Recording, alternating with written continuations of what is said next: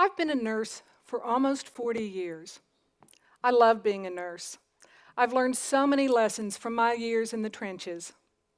It's a real privilege to be with people at such vulnerable times in their lives. But I'm worried. I'm worried that something has changed. Something's off kilter with the whole healthcare system and not for the betterment of patients. So what I want to talk to you about today is an experience I had recently. I want to talk about the experience I had of being a patient, a very sick patient. The experience of being on the other side of the stethoscope. Well, several months ago, I became very ill. I developed a fever of over 104. I had body aches and chills. I was vomiting. I was delirious and weak. It was the sickest I've ever been.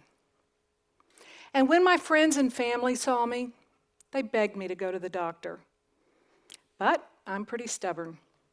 And being a nurse, I assumed it was just the flu and that tincture of time was the remedy. But after a few days, I felt myself slipping away. I felt myself going in and out of consciousness, so I decided it was time to get some help. Well, I ended up in an emergency room, a very good emergency room, in a very good hospital, in a world-renowned medical center.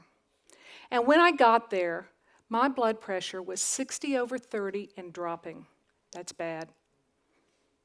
My fever was still very high. That's bad. I hadn't urinated in days. That's very bad. My diagnosis was dehydration, pneumonia, and sepsis. That's dangerously bad. So dangerous that, in fact, almost 50% of patients with a diagnosis of sepsis die. And when I got there, and almost immediately, what I noticed was that once I was hooked up to all kinds of machines, you know the types of machines, IV pumps, EKGs, pulse and oxygen monitors. What I noticed was that there were numbers flashing on these monitors behind my head, and there were beeps going beep, beep, beep, beep. You've all been there, you've heard it. I can actually almost smell it standing here today. And I can especially hear that constant din of noise, just the constant din with an occasional shrill alarm that goes off to tell the nurse that some number is out of range. And through my haze, I noticed that once I was attached to those machines, nobody so much as glanced my way. All eyes were on those monitors and the flashing numbers, and all hands were documenting those numbers into the computer. It was as if they trusted those numbers more than they did the examination of the patient.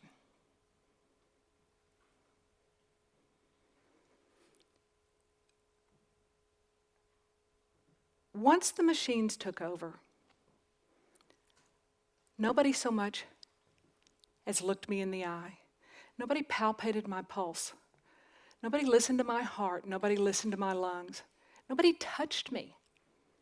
The stethoscopes just hung lifeless around their necks. And although everybody was rushing to enter data into the computers, nobody stopped to tell me, the patient, what was going on. It was as if they assumed that I understood. It was as if they assumed that we were all on the same page. But let me tell you, we were not on the same page. I, the patient, was not on the same page. Has the electronic medical record become more interesting than the living, breathing patient? This was a very different experience than a similar experience I'd had as a patient in 1992, in the same hospital, as a matter of fact.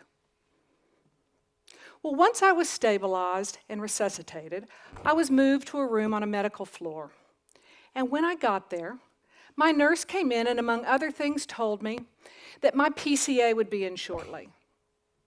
And then she turned and walked out of the room. Well, I didn't have a clue what a PCA was. I assumed it must be some kind of newfangled newfangled machine that I'd never heard of, made out of polychloride acetate or some plastic. But it turns out a PCA is a human being. A PCA is a patient care assistant. While everyone was nice, they were really nice, and they were very competent, something was missing. I never felt cared for.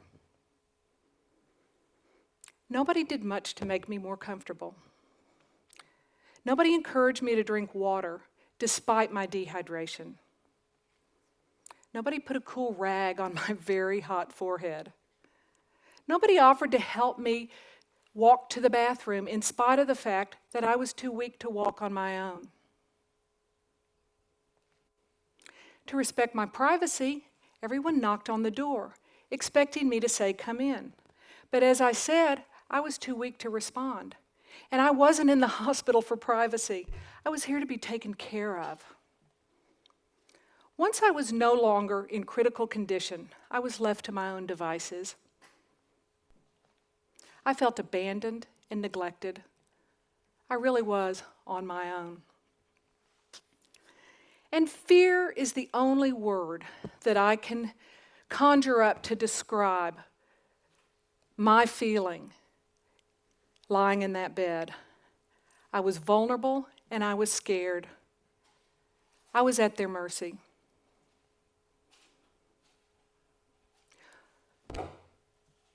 What had happened to the practice of medicine since I was on duty? Well, walk onto any floor in any hospital, and what you'll see is the same thing.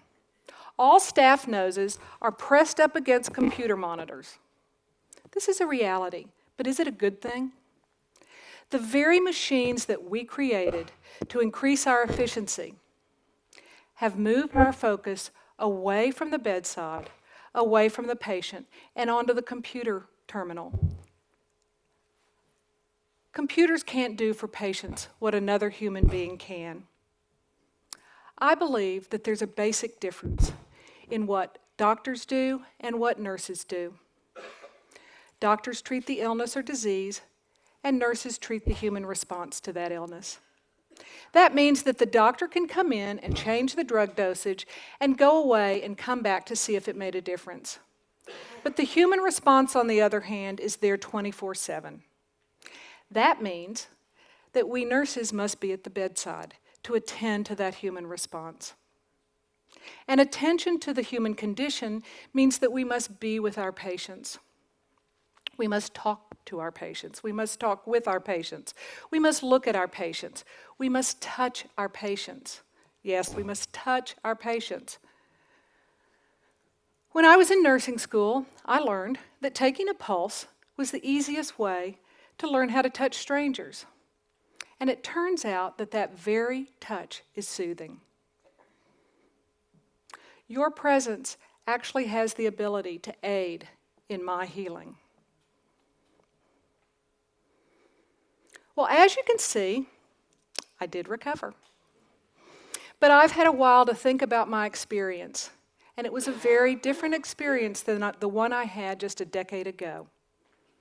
And my synopsis is this: the system of caring is broken. Hospitals are focused on their bottom line and fear of litigation. And I believe that we nurses, and ultimately our patients, are victims of that system. Now, don't get me wrong. I completely understand that revenues and the bottom line are important. I get that. But what I was called to do as a nurse seems to be jeopardized by something else, this new role of charge capture. My observation was this: every activity and every interaction I had with hospital staff was related to a chargeable event. An IV stick, a medication, a lab, an x-ray, a breathing treatment. And every chargeable event came with a nurse or other clinician attached to a computer, sometimes handheld, but usually on wheels. The barcode on my patient ID wristband: scan, check, click into the computer. Medication, scanned, administered, click. IV, scanned, hung, click. And let's just back up a minute and talk about those IVs. What about that alarm that goes off in the patient room for what seems to be an eternity, only to have the nurse come in and press the reset button and nonchalantly walk out of the room? Certainly we can do better than this. And hospitals these days are talking about the customer experience. A positive patient experience is a reflection on quality. And we also know that a side benefit is that patients with a good experience are less likely to sue. But I think we need to dig deeper. I am not a customer. I am a patient. I'm a human being. And a hospital really is different from Home Depot. At the end of the day, caring for the sick is not a transactional process. Patients are not barcodable. We are not products. We know that scanning improves patient safety, but think about its effect on the patient. I felt like a product on a shelf at the Amazon Fulfillment Center in Stephenville, Kentucky. Scan the product so it goes into the correct cardboard box and onto the customer. In this case, onto the billing department. What had happened to the practice of nursing that I was taught to provide?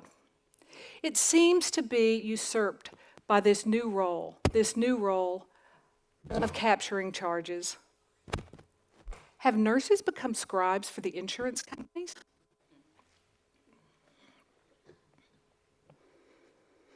The former head of the Department of Health and Human Services said this back in the 1980s. The biggest untapped resource in healthcare is the patient. Think about it. Who cares the most about my care? Is it my hospital? Is it my nurse? Is it my doctor? No, I care the most. After all, it's my life that's at stake. So that means that I want my doctor to include me in on what you're doing. I want my doctor and nurse to include me as part of the team. We need to develop ways to help patients feel heard and be seen. Research shows that being ignored increases stress more than just about anything else. So how can we help our patients feel heard and be seen? What do patients want? What do patients need? Well, I'll tell you what this patient wanted. I'll tell you what Susan Cooley, date of birth 1/27/1952, room 9, diagnosis sepsis, pneumonia, and dehydration. I'll tell you what this patient wanted. Well, it goes without saying. I wanted the most expert medical team. That's a given. But I also wanted my staff to take a little bit of time on the front end. I wanted you to introduce yourself to me. Introduce me to the procedures on the floor. How can we work together? Who answers my call button? What if nobody does answer my call button? Where can my family get a clean blanket? Where's the ice machine? Where's the water machine? Even as a veteran nurse, I found that I was a fish out of water as a patient. I can only imagine what the same experience must be like for people who don't have the same experience with hospitals that I do. And the other thing I'd like to know is, explain to me your role and the role of the other professionals who'll be taking care of me. When do you come on duty and when do you go home? Who'll take over after you leave? And when you go home, come by and say goodbye to me. After all, we've just spent the last 12 hours together. No, it's not. I know that saying goodbye takes time, and I know that it's not chargeable. But think about the effect on my anxiety, on my human condition, if I thought that you cared about me to come in and actually say goodbye. Well, we all know that it's the little things in life that make a difference. Unfamiliarity amplifies fear. Fear amplifies stress, and stress makes you sicker. It's the little things that go a long way towards alleviating my human response to my illness in your hospital. The very machines that we created to make things better are eroding real patient caring. I can only believe that this might be a root cause of the compassion fatigue that is so prevalent in nurses these days. The sad thing is, I don't even think that we nurses see our role eroding. We need to find ways to work with computers rather than be slaves to them.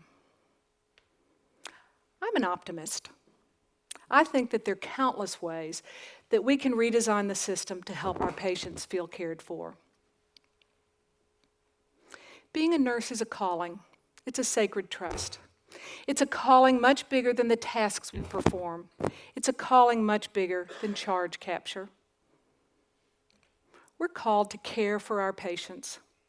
And caring means trusting our patients enough to invite them to be part of the team. Well, my mother, who at age 92, always says, once a nurse, always a nurse. Her motto has always been, nurses training, it's training for life.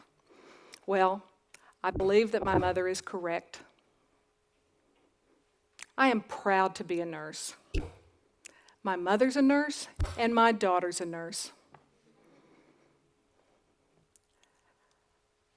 And as I said, I'm an optimist. I'm hopeful. I am confident that real change can happen if we work together. Thank you.